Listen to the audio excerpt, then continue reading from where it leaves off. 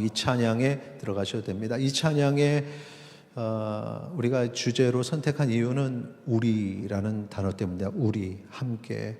그래서 이번에 집회의 주제가 거룩한 가정 그리고 삶. 그래서 거룩한 가정이라는 공동체와 더불어서 우리의 삶에 있는 여러 공동체들이 거룩한 공동체가 되려면 어떻게 해야 되느냐? 우리가 거룩해지면 됩니다. 우리가 거룩해지면 돼요. 그래서 여기 찬양에 보면 모퉁이 돌 대신 예수와 하나 되게 하신 성령 안에서 함께 지어져 간다라고 말했습니다. 그러니까 이 지어져 간다는 표현이 거룩한 교회로 세워지는 거죠. 그러니까 우리 각각의 사람들이 거룩해질 때 교회가 거룩해지고 나라가 거룩해지고 그렇게 해서 함께 공동체를 이룬다는 겁니다. 이게 믿음의 원리입니다. 오늘 설교 제목이 예수 안에 거하는 사람 믿음인데, 믿음이라는 것은 단회적으로 믿습니다 하고 끝나는 것이 아니라 그 다음에는 믿음 생활이라는 걸 하게 되죠.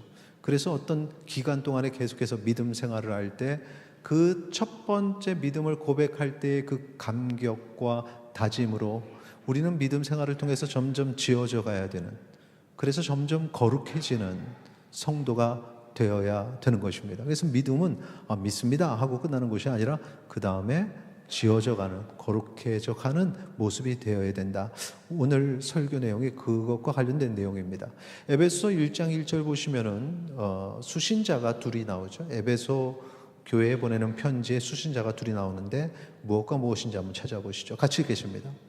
하나님의 뜻으로 말미암아 그리스도 예수의 사도된 바울은 에베소에 있는 성도들과 그리스도 예수 안에 있는 신실한 자들에게 편지하노니. 자, 우리 먼저 순서대로 첫 번째 수신자로 언급된 이들은 어떤 사람들입니까? 에베소에 있는 성도들.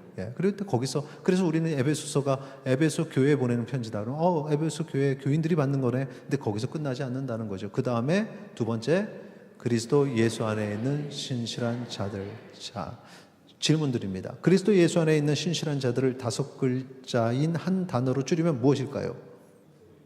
그렇죠. 그리스도인이죠. 그리스도인. 그리스도인은 그리스도 예수 안에 있는 신실한 자들입니다. 자, 그럼 여러분에게 질문하겠습니다. 한번 묵상하세요. 여러분은 그리스도 예수 안에 있는 신실한 자들입니까? 그 다음 질문. 그렇습니까? 2개 질문 넘어가고 지금 제가 2개를 넘어갔더니 여러분은 그리스도 예수 안에 있는 신실한 자들입니까? 예, 2가지 답이 나왔습니다. 한 단어, 한 글자 뭐라고요? 예, 한 단어 2글자 아멘. 얼마나 은혜로워요. 1부 때 한 단어 2글자 할때 아뇨 그러더라고요. 그래서 내가 아니 굳이 아니오를 꼭 아뇨 해서 거기에 맞추냐고 그랬어요.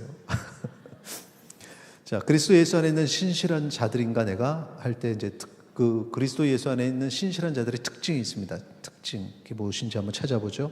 에베소서 1장 4절 보시겠습니다. 보시면은 자, 여기서도 한번 2가지 특징을 찾아보겠습니다. 같이 읽겠습니다.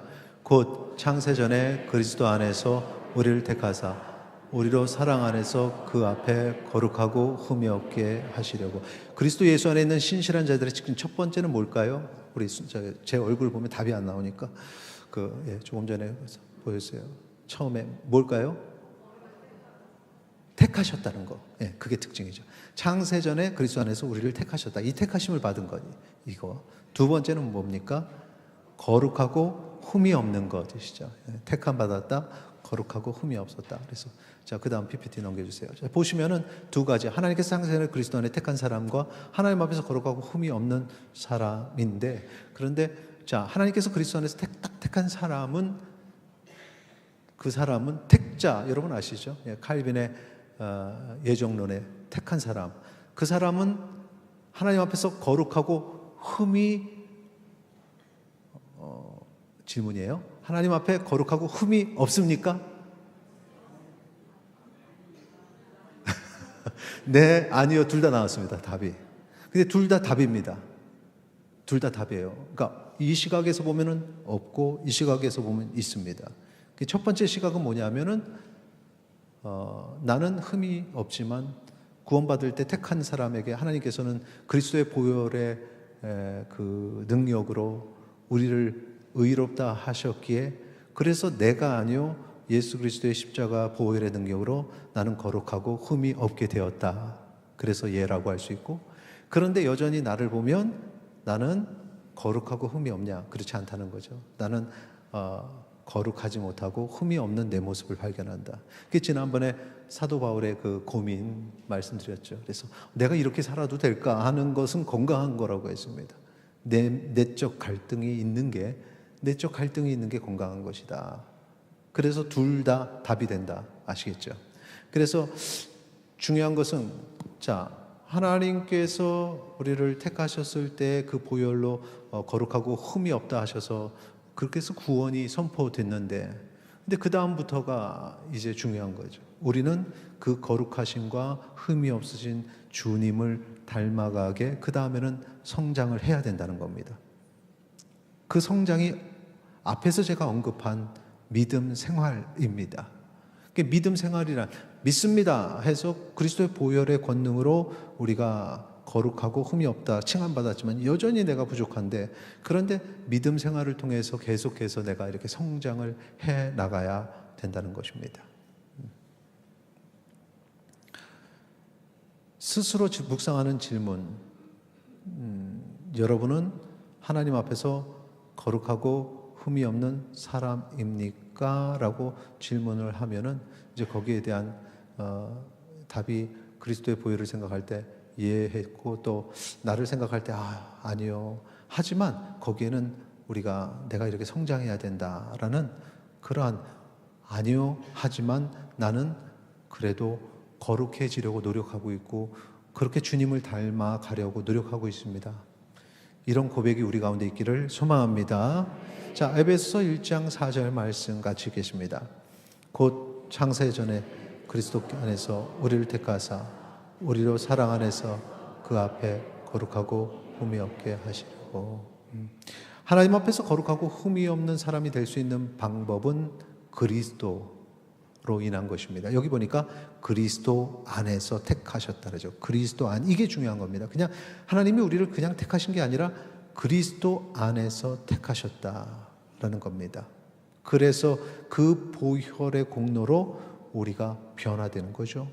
이 드라마틱한 변화를 이 에베소서 2장 1절은 뭘로 표현하냐면 죽은 자가 다시 살아났다, 이걸로 표현합니다. 그는 허물과 죄로 죽었던 너희를 살리셨다. 이 차이가 그리스도 안에 있는 사람과 그리스도 밖에 있는 사람의 차이입니다. 그리스도 밖에 있는 사람은 어떤 사람이냐? 죽은 사람. 그리스도 안에 있는 사람은 어떤 사람이냐? 다시 살아난 사람. 다시 살아난 사람. 다시란 개념이 이제 다시 태어난 사람으로 또 이렇게 바뀔 수 있죠. 다시 태어나다. 거듭난 사람, 이렇게 되는 겁니다. 자, 에베소서 2장 12절에 보면 우리가 그리스도 밖에 있을 때 어떤 모습인지를 말해주고 있습니다. 같이 읽겠습니다. 그때 너희는 그리스도 밖에 있었고 이스라엘 나라 밖의 사람이라 약속의 언약들에 대하여는 외인이요 세상에서 소망이 없고 하나님도 없는 자이더니. 자, 다시 한번 이 본문 보시면 그때 너희는 그리스도 밖에 있는 사람, 그 사람은 이스라엘 나라 밖의 사람이라. 그러니까 하나님 나라의 백성이 아닙니다. 하나님 나라에 들어갈 수 없습니다. 약속의 언약들에 대하여는 외인이요. 약속의 언약, 이 언약의 백성이 아니라는 거죠. 그렇기 때문에 외인이라는 말, 이방인이라는 겁니다. 이방인. 그 세상에서 소망이 없어요. 그냥 그 인생 살면 끝입니다. 저 육신의 죽음 이후에 영생의 소망이 없고 하나님 나라에 소망이 없는, 하나님도 없는 자, 하나님과 관계가 전혀 없는 그런 사람이 그리스도 밖에 있는 사람이고, 우리가 그리스도 밖에 있을 때는 그러하다. 여러분이 이번에 가족들을 만날 텐데 가족 중에서 그리스도 밖에 있다면 바로 이런 상태라는 거죠.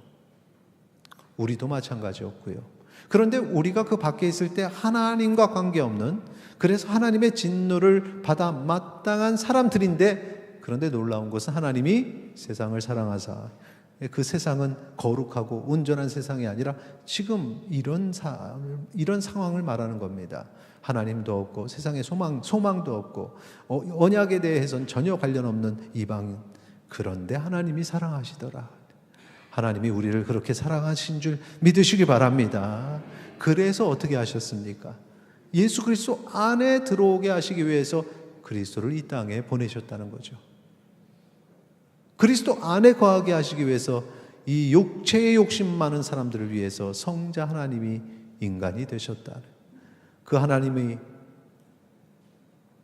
이 땅에 오셔서 십자가에 달려 죽으셨다는 것입니다. 이 목적이 무엇이냐? 그리스도 밖에 있는 자들을 그리스도 안으로 들어오게 하시는 것이죠. 그래서 예수님께서 그걸 분명히 알고 계셨고 니고데모에게 그리스도 안에 거하라. 그리고 그 안에서 너희들이 변화되어야 된다. 이것을 한마디 단어로 거듭남으로 설명을 해주셨던 겁니다.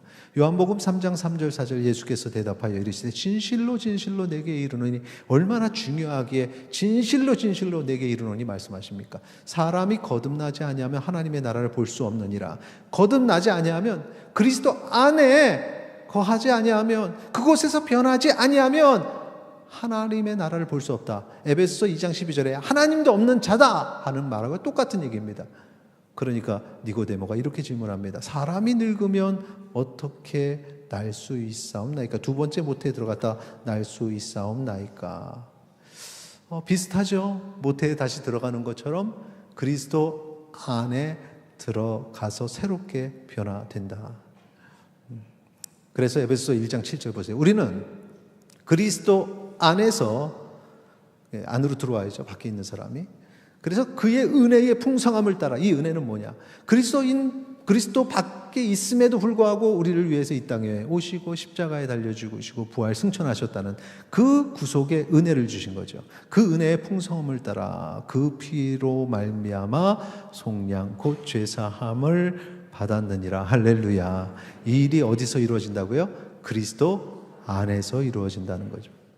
그래서 그리스도 안에서 죄인이 새 사람이 되는 것은 마치 이 엄마의 태중의 아기가 처음에는 그냥 보이지 않는 단세포, 그래서 막 논란이 됩니다. 이 단세포의 상태일 때 생명인가 아닌가. 우리는 착상이 되고 세포의 형태를 가지면서 우리는 생명이 된다, 그렇게 생각을 하는데 사람들은 그렇게 생각 안 하고, 아니야, 생명이 아니야. 왜? 모양이 아니니까. 그래서 이제 그거를 그냥 이렇게 낙태하는 걸 너무 쉽게, 그 생명을 죽이는 걸 너무 쉽게 생각을 하죠. 근데 모양만 바뀌는 겁니다. 갑자기 그 중간에 생명이 아닌 것이 생명이 되는 게 아니라, 자, 그 단세포일 때도 생명력이 부어진 거고, 거기서 이제 형태만 바뀌는 거죠. 조금씩 조금씩 바뀌어서 나중에 인간의, 우리가 아는 그 태아의 모습으로 조금씩 조금씩 바뀌어서 딱 되는 거죠. 그 중간에 어느 시점에 생명력이 부여되는 게 아니라, 생명력은 착상되고 다 그렇게 그 단세포인 그 순간에 생명력이 다 부여가 된 거죠. 어느 순간까지로 생명으로, 생명 아니야, 어느 순간서부터 생명이야, 몇 주서부터. 이게 인간이 얼마나 잔인합니까?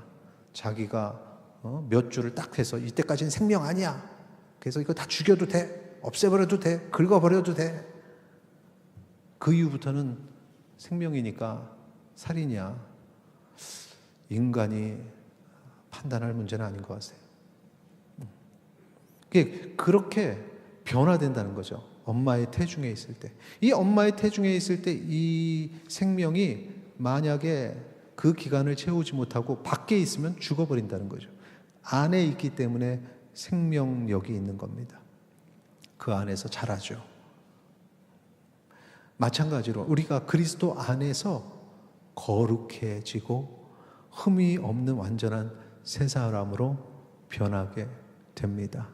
하나님께서는 그 모든 과정에 다 주의 자녀로 삼아 주셨다는 거죠.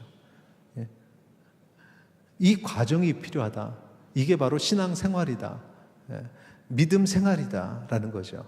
딱 믿습니다 하고 끝나는 것이 아니라 그 뒤에 이런 변화들이 있어야 되는데, 자, 이 변화를 한번 정리해 보겠습니다. 처음에는 이 예수 안이 아니라 그리스도 안이 아니라 그리스도 밖에 있을 때는 죽은 상태라고 했습니다. 자, 첫 단계 불신의 상태, 믿지 않은 상태.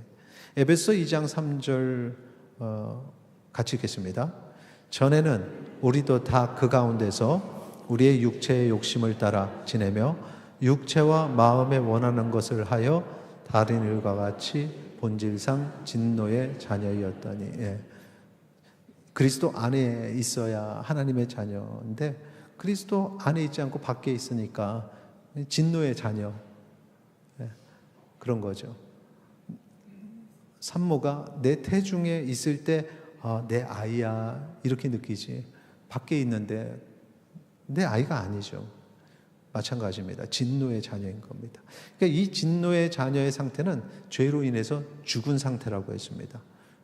이 상태를, 이 죽은 진노의 자녀의 상태, 죄로 인해 죽은 상태를 하나님께서 환상으로 에스겔에게 보여주셨습니다. 그게 마른 뼈입니다. 그게 마른 뼈.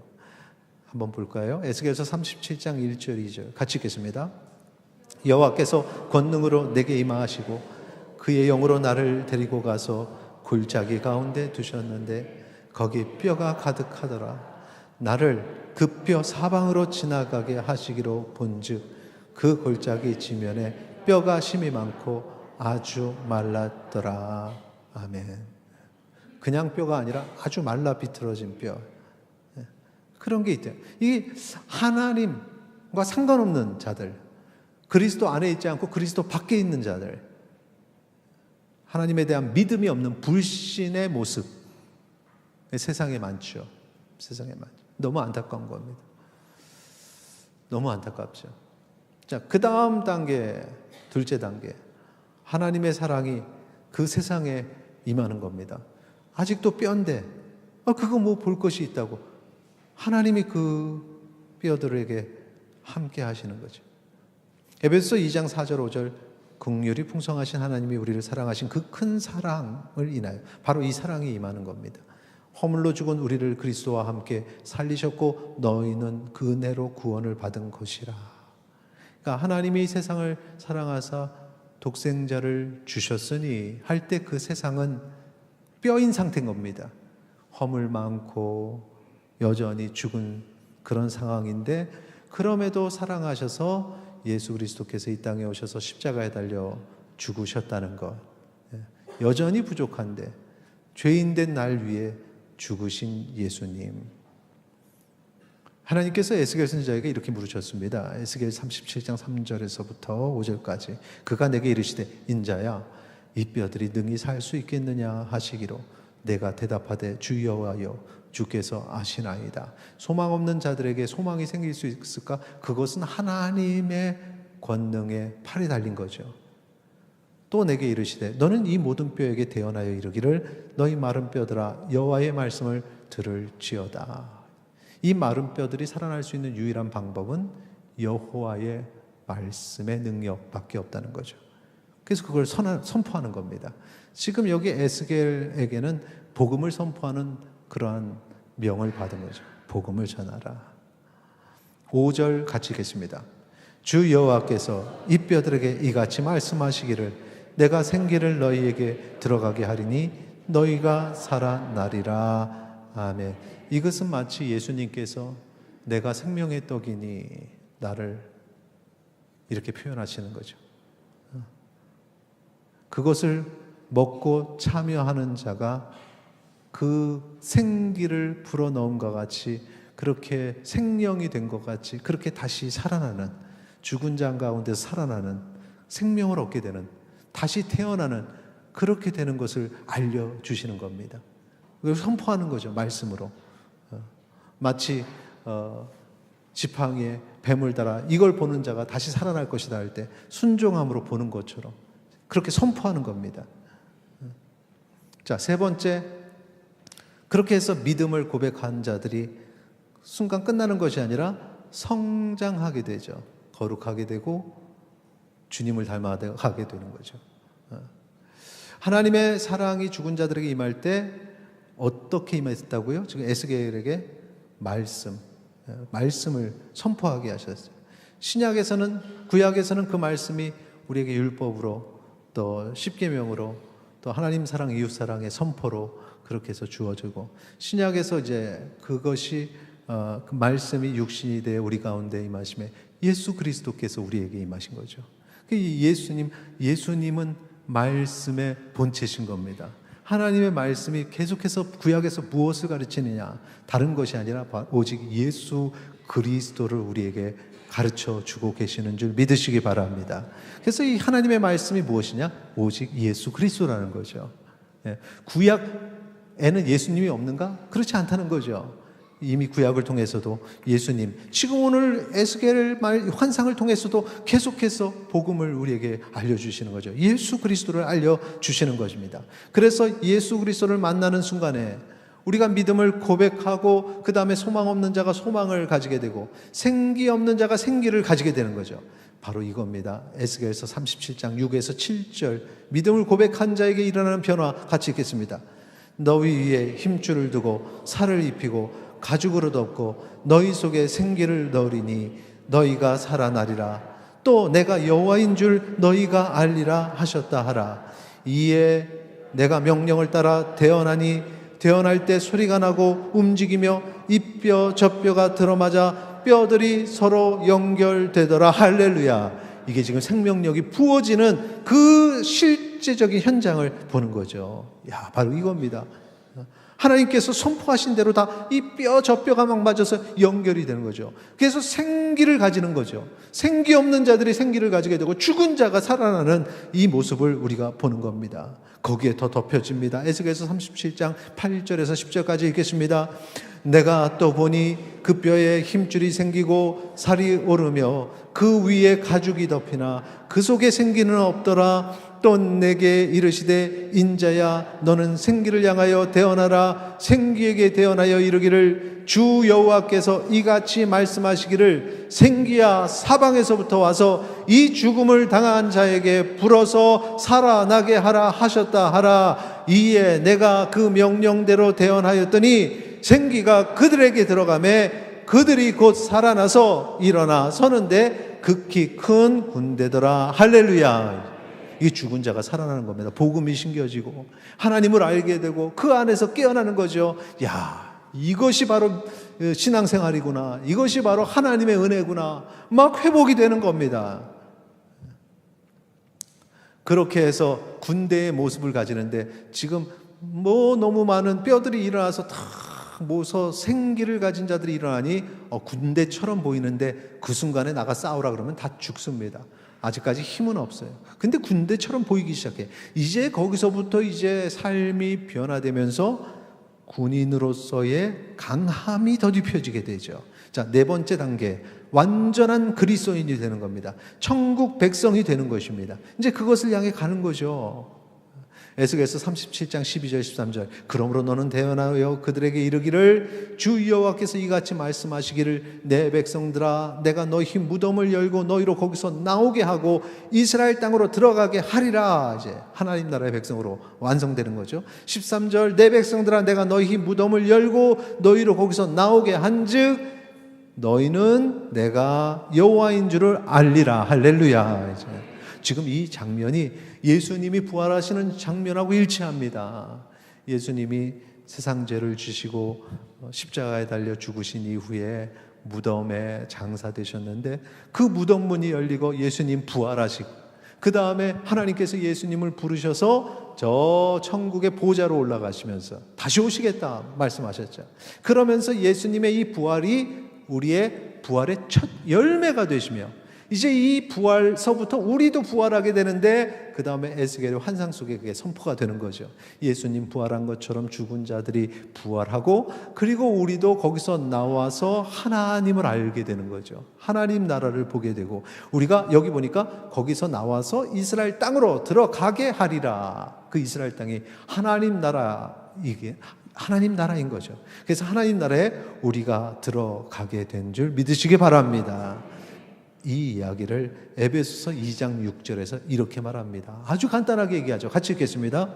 또 함께 일으키사 그리스도 예수 안에서 함께 하늘에 앉히시니. 할렐루야. 간단하죠? 죽은 자를 일으키사 함께 하늘에 앉히셨다. 근데 그 과정 보면은 바로 그 뼈를 일으켜 세우시고 살을 입히시고 생기에게 명하셔서 들어가게 하시니, 생기에 차고 생기, 여러분 그 하나님께서 우리 인간을 만드실 때 생기를 불어넣어서 생명이 된지라. 그래서 우리의 영이 영적인 존재가 된 거잖아요. 육적인 존재와 더 영육이 함께하는 존재가 된 거죠. 그래서 살게 된 겁니다. 그것이 다시 일어난 거예요. 죽은 자가 다시 살아나는 재창조. 이것이 바로 거듭남입니다. 그래서 엄마 뱃속에 들어가서 다시 육체적으로 태어나라는 게 아니라 예수 그리스도 안에 들어가서 다시 죽은 자가 살아나는 이것을 경험해야 우리가 하나님 나라의 백성이 된다. 여러분이 그렇게 된 줄 믿으시기 바랍니다. 바로 이것 때문에 우리가 크리스찬이 되는 거죠. 우리가 교회에 나오는 이유가, 오늘 이 자리에서 예배를 드리는 이유가 바로 여기에 있습니다. 그렇게 믿음을 가진 우리는 하나님께서 창세전에 그리스도 안에서 딱 택하시고 그 다음에 하나님 앞에서 거룩하고 흠이 없는 사람으로 인치시고 우리를 그렇게 만들어 가시는 거예요. 그러니 하루하루 살아갈 때, 믿음 생활할 때 우리에게 어떤 변화가 있어야 되느냐? 거룩하고 흠이 없는 사람이 되시기를 바랍니다. 뭐 그 과정에 실패도 있죠. 내가 왜 이럴까? 내적 갈등이 있습니다. 내 안에 이런 모습이 있네. 근데 이것은 나의 모습이 아니라 내 안에 죄의 모습이다. 사도 바울의 갈등처럼 그런 모습으로 점점 더 조금 더 거룩해지고 흠이 없는 사람이 되어서 온전한 예수 그리스도를 닮은 주의 자녀 되시기를 축원합니다. 오늘 우리가 이 찬양을 부를 때 이런 소망을 가지고 부르기를 원합니다. 하나님의 자녀로서 내가 거룩해지고 내가 더 흠이 없는 온전한 그리스도인이 되어 가정이 거룩해지고 교회가 거룩해지고 이 나라가 거룩해지기를 소망합니다.